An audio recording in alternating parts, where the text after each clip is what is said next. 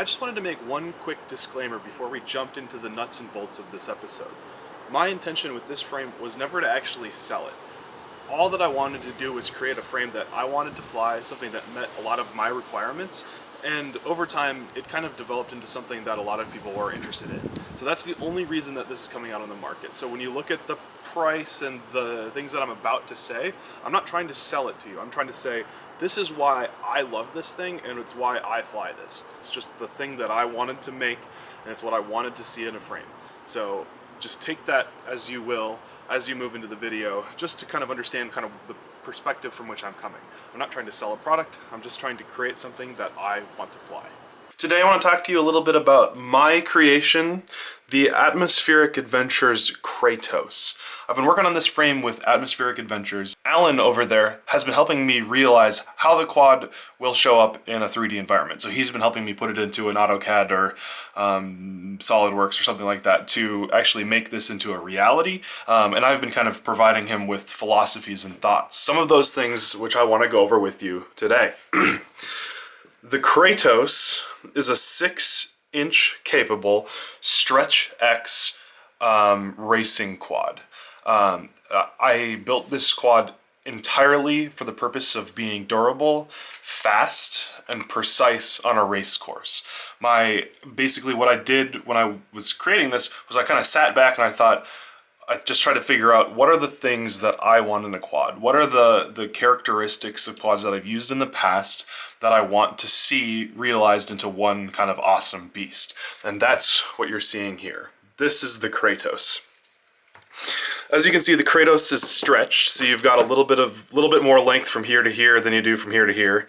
In that it's not an X, it's actually a little bit compact for a Stretch X. Many tend to be longer than they are closer together, but the key reason we did that was we wanted to bring everything just a little bit more compact than it was originally. This is actually the third version of this frame. Originally the frame was something like 250 millimeters and that was too big, so we brought it down to like 235 or something like that. When I tell people that this is a 6-inch stance only quad and that I'm not making a 5-inch or a 4-inch or any of these other things, is on purpose.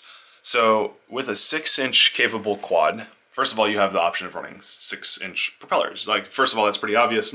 It's kind of fallen out of popularity lately, but I still use 6-inch all the time, and I think that there's a huge argument to be made for choosing the right prop for the right course, which I have done, both at Drone Nationals and at Drone Worlds, and it helped me take second place at each. Despite that, the quad is 6-inch only.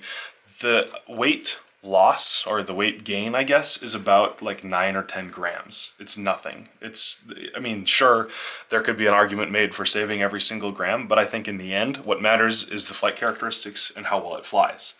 So that being said, when you fly it with 5-inch propellers, what's happening is that you're giving yourself a wider stance to work with. So when you have a 5-inch quad and you have everything compact in the middle, what's happening is that all of the thrust vectors are moving closer and closer together. When you spread them out more, each thrust vector has the opportunity to affect the entire quad a little bit more. In the sense that when a prop or when a motor is further out, it's creating a larger lever on the entire quad. As a result, the motors are going to be more responsive, the quad itself is going to be more stable, and the entire thing is going to be easier to tune. So by creating a wider stance, even though there's a 9-inch or a 9-gram weight gain, the wider stance is making everything else fly so much better. So when I look at weight, I don't really care that much because in the end, all that matters is thrust to weight ratio and how it performs in the air, both of which this frame achieve very, very well. As you can see, it is a unibody frame. There's two pieces that are removable, the back strut and the front cow catcher. The cow catcher protects the camera and the strut is a mounting place for your antennas. The reason that these are removable is that for those of you that really, really want to save every single tiny little gram, you can opt out of it. That being said, I put both of these things in here because there were things that I want and things that solve some problems for me, which we'll get into in a little bit. Unfortunately, because it is one single plate, this frame is going to be a little bit more expensive, but it's going to be more durable and less prone to odd vibrations. I have been flying this frame exclusively for something like 2 months now, maybe 3, and I have broken 2 of them. The first, I crashed falling down a mountain. There's a video in one of the vlogs out in Colorado where I totally smashed into the ground and I broke an arm. The other arm break was actually during Drone Worlds. I hit a bamboo pole at full speed and it shot the quad up in the air, and I finished 2 laps and I came back and an arm was slightly bent and delaminated. The breaks are actually happening here and not along what you would expect to be the fault line. So you take that as you will. I mean, it would break any quad of any kind at that same location, but I just want to be straightforward about it. Like, that's where that's the only place I've broken it, and that's going to break on any quad anywhere at any time. There were probably 3 main characteristics that went into my design for this. The first was that I wanted the camera to be as low as possible, and I'll get to why.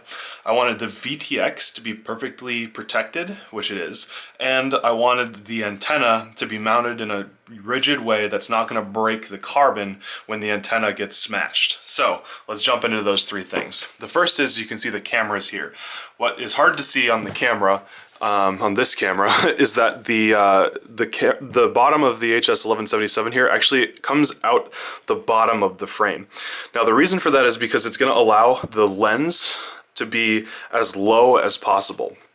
You see, in racing, you're flying around a course mostly with your ailerons. Most of your turns are happening like this rather than like this. Okay? With pod quads, or things like the Shrike 185 or the Uber 180 or Atmospheric Adventures Artemis, the camera is up here and it's actually raised up off of the thrust line. So the thrust line is the line of that the props make, and what happens is that when you're doing an aileron turn, the camera is shifting around like this. You can see how much my hand is moving around. That's the same thing that's happening to the camera. With a camera that's low and pushed into what I call the center of the ailerons, is what's happening is when you're making an aileron turn, you're seeing that the perspective of the camera is not changing. It's not being shifted around like it would be if it was up here, but instead you're turning around the camera. This is the centermost point, and what that's doing is it's keeping your focus and where you are looking as a pilot in the same spot, and everything else is moving relative to you, rather than up here where you are moving relative to other things. And in my flying, personally, that has helped me become so much more precise as a pilot.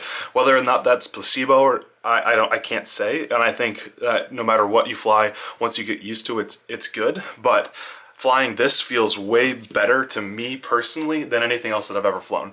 So as far as I know, this is the lowest camera mounting solution that I've ever seen on a frame, and I think it's paying off. I love the way it feels. I love being kind of down inside the center of the ailerons, especially for racing. The argument could be made for other things like freestyle and stuff like that, but I'm not worried about that. This is a racing machine. The second thing is the VTX mounting. So it's a little bit tricky to see again, and we'll open this up and take a look later, is that the VTX is mounted inside here horizontally on this carbon fiber plate. It's zip tied onto this frame here, and you can access all of the buttons and stuff on this. For VTXs with a push button, you can see that there's this extra little piece that's included to help you mount the antenna. I'll show you that a little bit more later. Finally, on this back crossbar, you have a zip tie mount to hold your antenna here, and your antenna will fit in here with 6 or 5 inch props. So if I throw a 6-inch prop on here,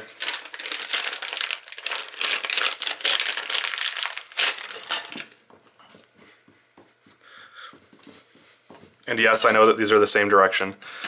With the antenna, you can either put it all the way down so that the antennas the propellers go over top of it, or you can actually put it all the way up. This is not a very good antenna for these because it's a little bit short, but with a Triumph or a Spironet, it fits perfectly. But this props will still spin just fine, and the antenna has stayed out of the way. I have cut an antenna once, but that's out of 2 months of flying, so I'm not worried about those numbers.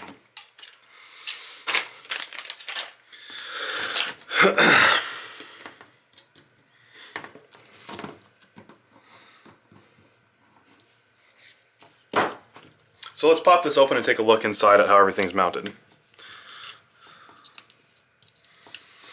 So to access it, you can put everything on here with only 4 screws. So to get inside, you don't need to like remove an obnoxious pod or do anything like that. It's all super easy to access. You just pop open the top with these 4 screws and boop. I don't even have anything mounted to this plate, and I'll explain a little bit about that in a second.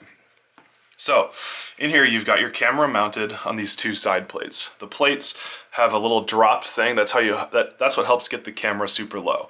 The camera extends beyond the bottom of the frame, but the battery actually protects the camera underneath. And that's why I use a little bit of dual lock in addition to my battery strap, because I want the camera to be as protected as possible, and the battery is helping achieve that. So if you get the camera out of the way, I'll just pull it off here for now. That's on the, again, that's stuck on those things. I've got my receiver up here. I actually left the pins on because I was kind of feeling lazy when I built this. The receiver has the antennas wired out the back. So what I've done is I've taken the antennas and run them out the back of the quad and zip tied them to the back strut crossbar, and then slightly bent one up and slightly bent one down. So when I'm in the air, they're at 45 degrees and they're kind of polarized in the opposite directions just a little bit. But what that helps me do is it doesn't put it on the top plate. It's never going to be damaged because you're never going to land on something like this, and you just won't have to worry about them ever again. Now, the VTX is here. Actually, I'm going to take this off because unfortunately, you can't unplug the VTX. The VTX is on this little plate here. So as you can see, there's this little carbon fiber insert with hooks that go into the bottom and into the top with zip tie holes ready to mount any VTX. Currently in here, I have a TBS Unify, but you can build this with an FX799T just fine. Here's another one with an FX799T, and it all fits in there great. Like, they fit perfectly. We made it for anything that's FX799T sized or smaller. And without the FX79, with video transmitters that don't have an SMA lead on them, this antenna mount, you don't need this extra little piece. You can just mount it straight to that and zip tie it to the back of the frame, and that will protect the antenna and the VTX. And then for those of you that use the Unify, which I think is quickly becoming one of the more popular VTXs on the market, so you have this extra little piece that has a couple screw holes in it so that you can take that cable that comes with the Unify Pro and screw it right in. So that's going to stay there, and then you can put your antenna. It's usually easier if you mount the antenna after you mount the VTX, but we're doing it backwards because that's the way we are doing it right now. There we go. And so then that sits in that back hole, and that goes up and down between the top and bottom plate. And then this one sits in these sets of holes between the top and bottom plate. This flight controller will sit over top of the plug for the VTX. And then I put my receiver in on top of the whole thing, just like that. And everything fits in here perfectly. You can access the push buttons through the side here. Everything is perfectly protected, and you're never gonna break a VTX. Then once you get your camera back,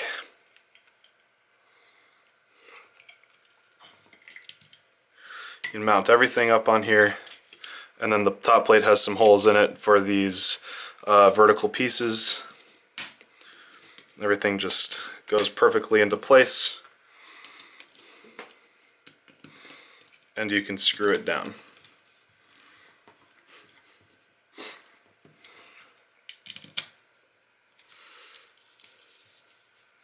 Piece of cake.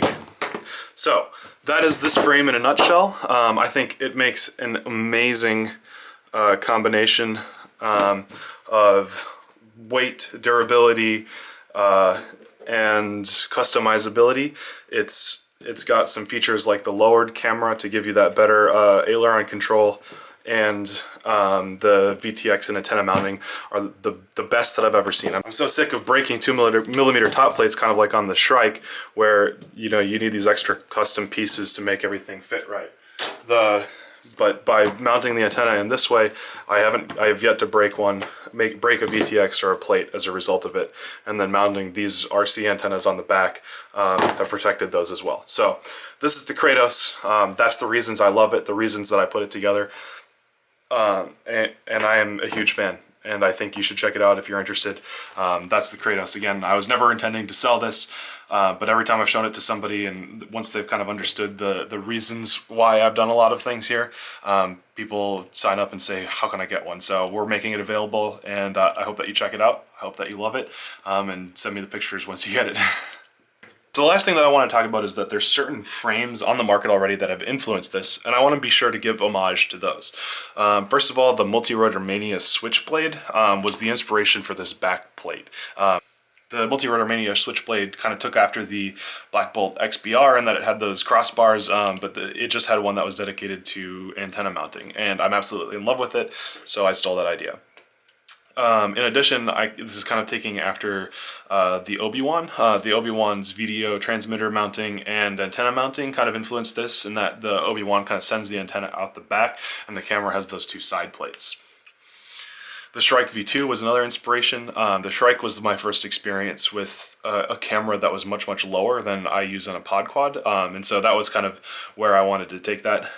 And finally, the Atmospheric Adventures Aeolus was my first experience with a stretched configuration, and that was a big influencer on why I chose to do Stretched X here on the Atmospheric Adventures Kratos. This is the Kratos 6-inch from Atmospheric Adventures. I hope you check it out. I hope that you love it. This is my absolute favorite frame when I made it, just because I wanted something that I wanted to fly. So if you don't care, don't buy it. If you're excited about some of the philosophies that I've presented today, pick it up, have fun, let me know what you think. This is the Kratos, and I'm Paul. Stay flying.